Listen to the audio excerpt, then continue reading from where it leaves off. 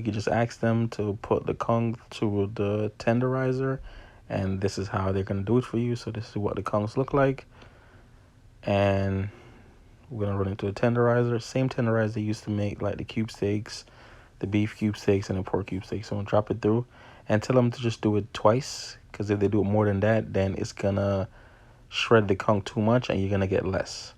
So that's what the machines look like. You just want to drop it in one time down there, and then just ask them to do it 2 times, and that's kind of the process of tenderizing conch.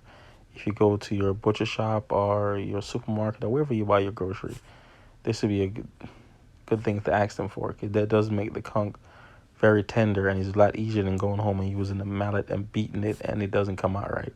So twice is ideal. So once again, they just drop it in and they catch it, and that's kind of how you tenderize conch.